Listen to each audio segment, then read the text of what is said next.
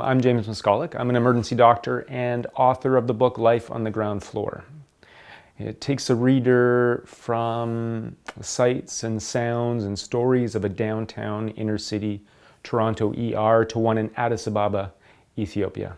The first thing I did with the book when it was in a publishable form was show it to my friends in Ethiopia, some of whom I name by name, and make sure that they were okay with that and also happy about how I portrayed them. Not as, needy beneficiaries of my grand gestures, but as powerful, capable, competent men and women who have a future that is very much in their own hands. And that was the most important thing for me. The book has opened up some avenues to talk about health problems in Canada and around the world, and I really enjoy the perspective of working inside the ER in both places because it gives me an opportunity to better understand the strength of my role as a speaker on these topics is the same as it is in the ER. It's as co-creator and steward of the doctor-patient relationship and the transformative quality that happens when you can be in front of a stranger and offer to them to work in their best interest with the best of what the environment has to afford. So the questions that I get asked now that are health system related come very much informed by that space.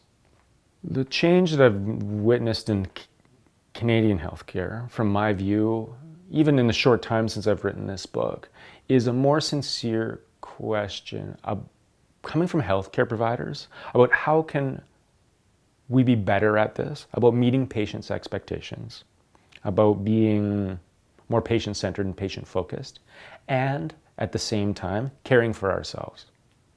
How to help others and not hurt ourselves. And in that answer to that question is a deeper way to be able to engage with patients.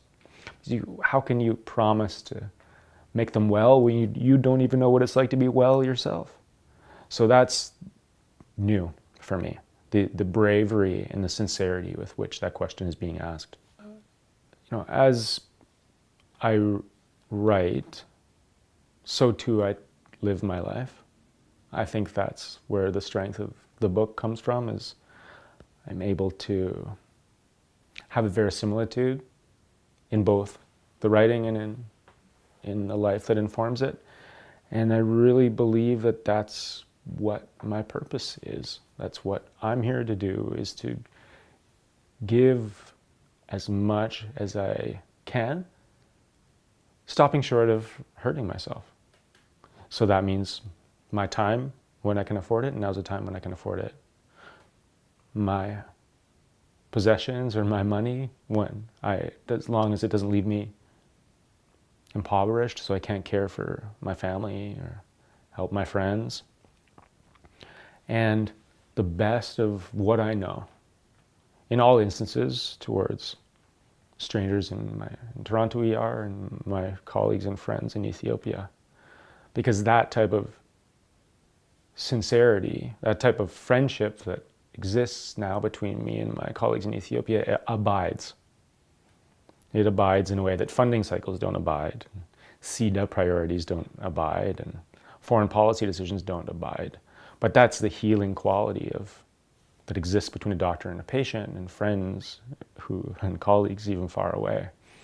At a time when we're waiting for walls to be built and telling people that who must flee their countries because they aren't safe, that they're not welcome in ours. It's an antidote to that poison that is in our modern lives and in our hearts.